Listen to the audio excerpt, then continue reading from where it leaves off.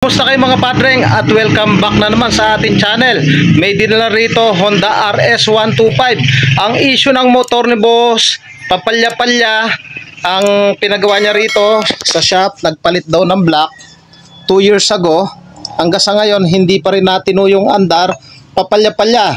Block lang yung pinalitan, hanggang ngayon palyado pa rin. At sa pagto-troubleshoot ng ganyang issue, dapat hindi natin hinuhulaan. Dapat step by step o may guide tayo para matumbok natin yung eksaktong sira niyan. Ang gagawin lang natin, tanggalin natin yung flarings para ma-expose natin yung kanyang wiring connection, makina. So para maisa-isa natin.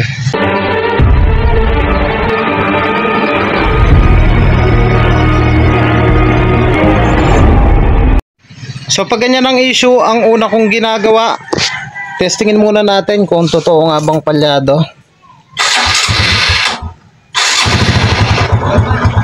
May minor naman, ibig sabihin hindi barado yung carburetor, biritin natin. Ayan o, delay, walang galit sa unang birada. So ang gawin na muna natin dyan, baklasin na muna natin yung kanyang air cleaner. So yun, tinanggal natin yung airbox niya. Minsan kalimitan na pinagmumulan ng palyado pag marumi yung kanyang air filter. So i-try natin panda rin.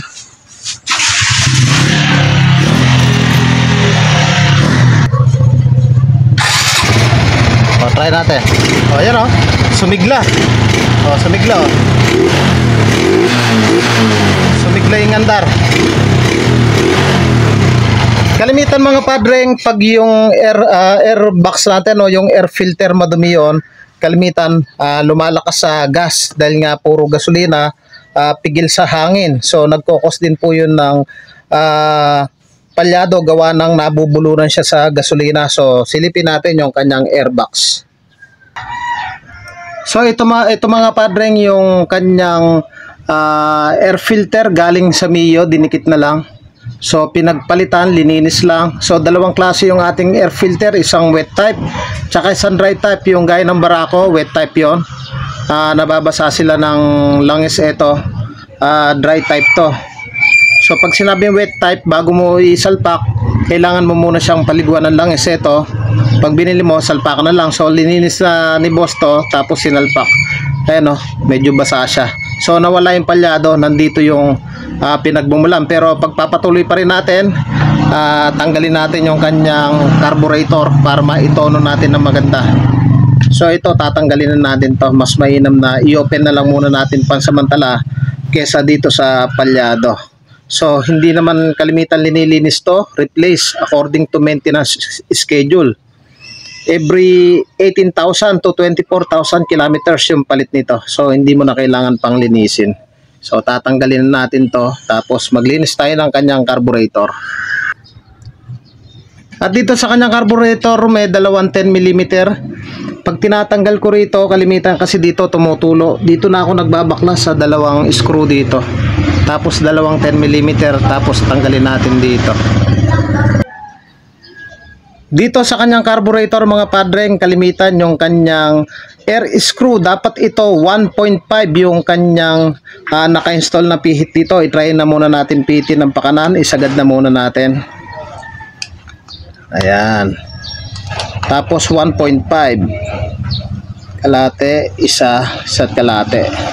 So ayan ang proper adjustment. So wala siya sa proper adjustment. So ngayon, linisan na muna natin to. Lahat ng mekanismo dyan, lilinisin natin. Hindi ko na ipapakita sa inyo dahil nga marami naman tayong content nito. So lilinisan ko lang to, tapos ibabalik. Magche-check na rin ako ng barbula at spark plug high tension wire. Pero dun pa lang sa air cleaner niya, nakita kong nawala na yung kanyang palya. So itutuloy lang natin dito para tuluyan ng damay-damay na kasi yan yung palya niyan Minsan yung carburetor madumi din, isang cause din niya ng pinagbumulan. Hard starting naman dito sa kanyang barbula, spark plug. So damay-damay na yan.